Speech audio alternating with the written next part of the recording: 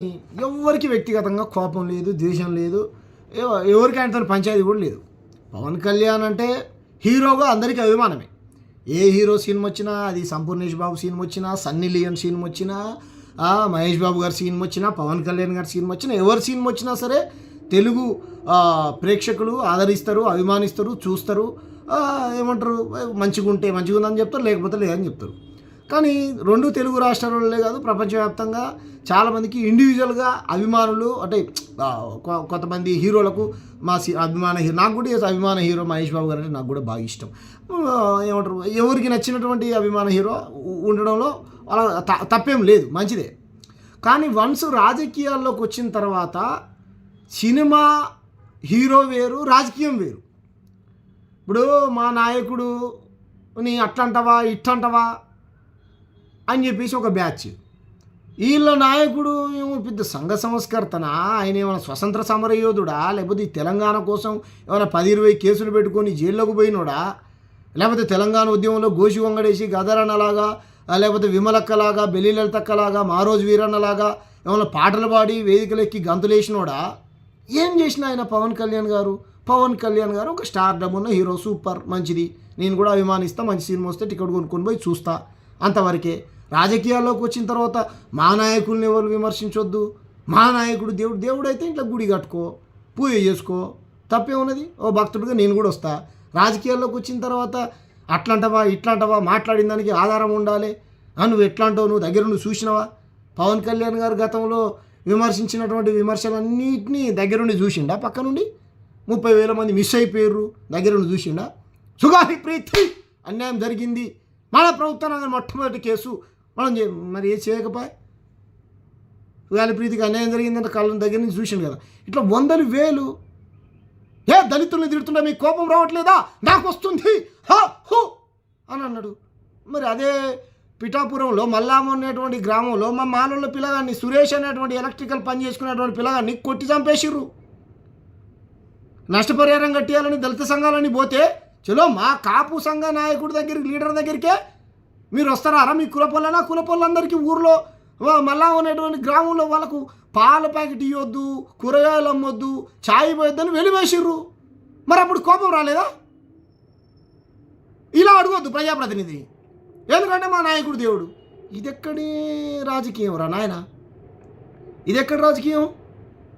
Yes, Pawan Kalyan గారిని question చేయొద్దా? Pawan Kalyan గారు ఏమైనా పైనుంచి చూడిపడ్డ దేవుడా? రాజకీయ నాయకుడు కాదా? ఈ దేశంలో మీరు గాంధీని విమర్శించవచ్చు, బాబాసాహెబ్ అంబేద్కర్ని విమర్శించవచ్చు, మహాత్మా పూలేని విమర్శించవచ్చు, స్వతంత్ర సమరయోధుల్ని విమర్శించవచ్చు, ఎవరినైనా విమర్శించవచ్చు.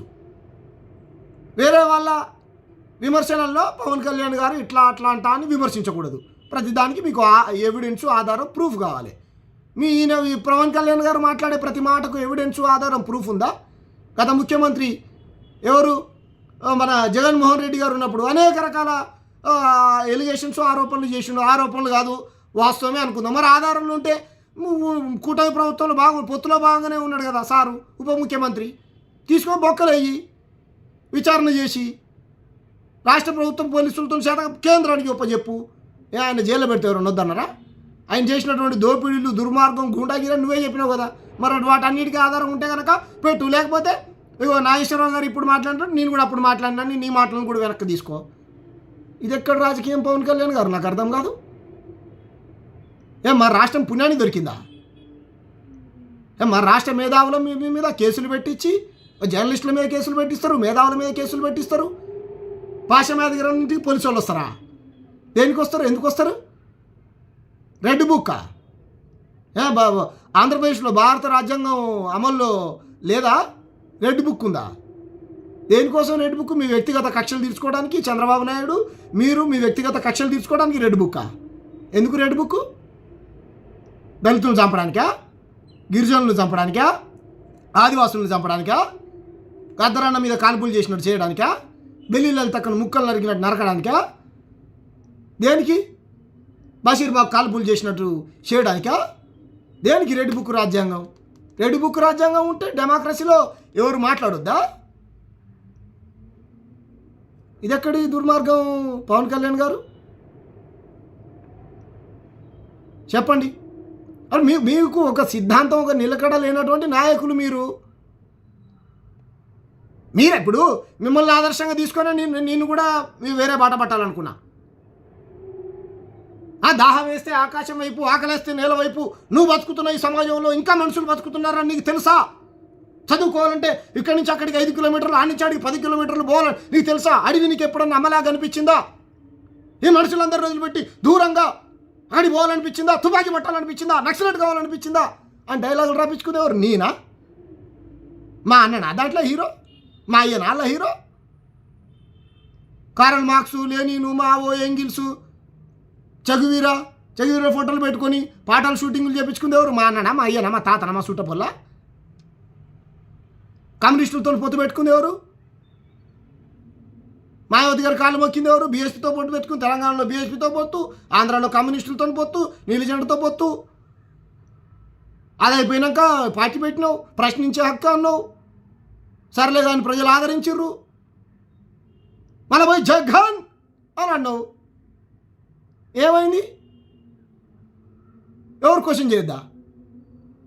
మీకు మాత్రమే తిక్కుంటా లేకుండా మా అవతలకు ఉండదా? తెలంగాణలోకి విపరీతంగా ఉంటుంది ఇంకా తిక్క. ఇది ఎక్కడ దుర్మార్గం అండి? క్రిటిసైజ్ చేద్దా? మీరు మాత్రం అమనాభూతులు తిట్టొచ్చు. నా కొడకల్లారా అని మీరు మాత్రం అనొచ్చు, వేరే వాళ్ళు మాత్రం అనొద్దా? తెలంగాణలో జిస్టు తాగి కోనసీమలో కొబ్బరి చెట్లు కూలిపోతాయా? ఎట కూలిపోతాయండి? కోట్ల రూపాయలు సాయం చేసిర్రా, మంచిదే కదా, సంతోషం. మరి అంత సాయం చేసి అంత జాలి, దయా, గుణం ఉన్నటువంటి వ్యక్తులు మీరు ఇంత విషయం ఎందుకు చెబుతుర్రు? ఎంత ధైర్యం నీకు? తెలంగాణ రాష్ట్రాన్ని విడదీస్తారా అని వరంగల్ సభలో మాట్లాడింది ఎవరు? మీరు కాదా? ఏమన్నారు ప్రొఫెసర్ నాగేశ్వరరావు గారు? ఏమన్నారు? ఓ మాట అన్నాడే అనుకో. 40 ఏళ్ళ అనుభవం కలిగినటువంటి వ్యక్తి ఆయన. మాకు పాఠాలు చెప్పిండు, క్లాసులు చెప్పిండు, రాజకీయ శిక్షణ తరగతులు 1-2 సార్లు ఆ సార్ దగ్గర నుంచి విని నేర్చుకున్నా. ఆ సార్ మాట్లాడుతుంటే ఇంకా వినాలనిపిస్తుంది, వీడియోలు చూడాలనిపిస్తుంది. ఏం మాట్లాడింది ఆ సారు? అమిత్ షా గారు ఏదో అన్నాడంట అంటే అంత మాత్రం ఏమైందంటే మీ దగ్గర ఏమైనా ప్రామాణిక ఆధారం ఉందా అని మీరు మాట్లాడేది తప్పు అని క్రిటిసైజ్ చేయండి. కండవలు కప్పుతారు. మీకే కండవ కప్పాలా? బీజేపీ కండవ కప్పాలా? జనసేనది ఆయన కప్పుకున్నారు, మీరు వదిలేసి పక్కన పెట్టు. కమ్యూనిస్టులు కండువ అయిపోయింది, బీఎస్పీ కండువ అయిపోయింది, సిపిఐది అయిపోయింది, సిపిఎంది అయిపోయింది, న్యూ డెమోక్రసీ అది అయిపోయింది అనుకుంటా, టీడీపీది అయిపోయింది, బీజేపీది అయిపోయింది, జనసేన ఉన్నది. ఇప్పుడు నీ రేపు పొద్దున టీవీకే జెండా, వీసీకే జెండా, బీఆర్ఎస్ జెండా ఒకటి బాకీ ఉంది. బీఆర్ఎస్ది కూడా కప్పుకున్నాడు, మొన్న తెలియదు మరి కప్పుకోలే అనుకుంటా. బీఆర్ఎస్ది బాకీ ఉంది. కాంగ్రెస్ అయితే మీ అన్న కప్పుకున్నాడు, మంత్రి పదవి కోసం పార్టీని విలీనం చేసిండు, అయిపోయింది. ప్రజారాజ్యం పార్టీ అన్నాడు. మదర్ తెరిసా, బాబాసాహెబ్ అంబేద్కర్, పూలే ఓ డామ్ డూమ్ అని డైలాగులు కొట్టిండు. స్తూపాలు కట్టిరు తెలంగాణలో, పార్టీని దాంట్లో విలీనం చేయగానే స్తూపాలని కూలగొట్టిరు. అది మన సిద్ధాంతం, ఎవరు విమర్శించొద్దు. ఎందుకంటే మా సార్ దేవుడు. దేవుడు అయితే గుడి కట్టుకోండి. రాజకీయాల్లోకి వస్తే, ప్రజా జీవితంలోకి వస్తే అంటారు, విమర్శిస్తారు, క్రిటిసైజ్ చేస్తారు. తెలంగాణ ఉద్యమంలో లగడపాటి లాగులు కూడా కొడతా అని చెప్పిర్రు. మీసాలు లేని రోషయ్య అని తిట్టిర్రు. నల్లారి కిరణ్ కుమార్ రెడ్డి కిరణ్ కుమార్ రెడ్డి కిరికిరి రెడ్డి అని తిట్టిర్రు. టీజీ వెంకటేశ్వర అమనాభూతులు తిట్టిర్రు. ఇంతకంటే అవమానంగా నేలను అవమానిస్తే, తెలంగాణ మేధావులను అవమానిస్తే మంచిదే. మీకు తెలంగాణ భాష అన్నా, తెలంగాణ ప్రజలన్నా ప్రేమ ఉంటే సంతోషమే, కాదంటలేదు కదా, మంచిదే కదా పవన్ కళ్యాణ్ గారు. మరి ఎందుకు ఈ కక్ష సాధింపు రాజకీయాలు దేనికి? అధికారం ఉంది కదా అని చెప్పేసి అక్రమంగా కేసులు పెట్టిస్తా. వీసీకే రాష్ట్ర అధ్యక్షులు డాక్టర్ జిలకర సీనన్న గారు కొడితే తిరిగి కొట్టండి అని పోస్ట్ రాశాడండి. రాస్తే ఏమంటారు, మన పిఠాపురంలో కేసు పెట్టించారు. అంటే దళితులు కొట్టినా దెబ్బలు తినాలి, చంపినా చచ్చిపోవాలి, తిరిగి కొట్టొద్దు. అలా తిరిగి కొట్టండి అని చెప్తే కేసులు పెట్టిస్తారు.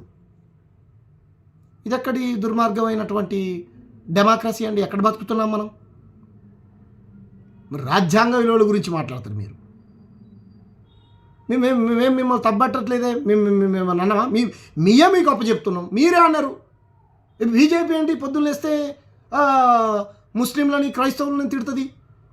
సో నేను నేను ఒరిజినల్ హిందూ, కానీ పక్క మతాన్ని తిట్టడం నా హిందూ మతం ఎప్పుడు చెప్పాలని మీరే అన్నారు. మీ వీడియోస్ ఉన్నాయి, బయట చూపిస్తాను నేను. అది హిందువుల పార్టీ ఎట్లా అవుతుంది, అది హిందీ వాళ్ళ పార్టీ అని మీరే అన్నారు. పవన్ కళ్యాణ్ గారు మీరే అన్నారు, బీజేపీ హిందువుల పార్టీ ఎట్లా అవుతుంది, హిందీ వాళ్ళ పార్టీ అని అన్నారు మీరే. ప్రజాసేవ మంచిదే కదా. టికెట్లు కొంటలే తెలంగాణ ప్రజలు, సినిమాలు చూడట్లే తెలంగాణ ప్రజలు, ఫ్లెక్సీలు కట్టట్లే తెలంగాణ ప్రజలు. రామోజీ ఫిలిం సిటీ ఏడుంది, ఆంధ్రాలో ఉన్నదా? తెలంగాణ భూములలో కదా షూటింగులు చేసేది. తెలంగాణ ప్రజలు సినిమాలు చూడండి, కోట్ల రూపాయలు జమ అవుతున్నాయి మీ దగ్గర. మీరు ట్యాక్సులు కడుతున్నారు అనుకో సంతోషం. మా మా అన్న హీరో అయితే ఇంకో అన్న కూడా హీరో అయ్యేటోడు, వాళ్ళ కొడుకు.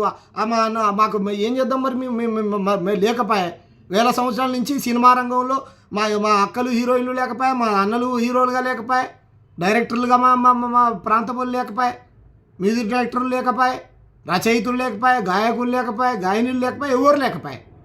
ఏం చేస్తాం సార్, నలిగిపోయినాం. సీమాంధ్ర పాలకుల కింద చచ్చిపోయారు.